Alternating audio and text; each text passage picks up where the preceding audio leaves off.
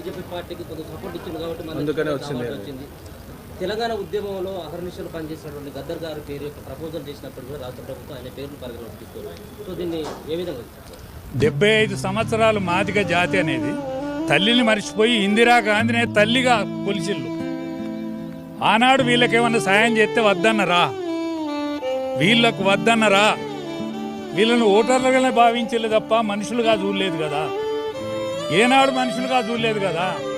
కన్న తల్లిని మరిచి ఇందిరాగాంధీనే మా తల్లి అన్నారు కదా. ఎవరన్నా అన్నరా ఇప్పటి వరకు?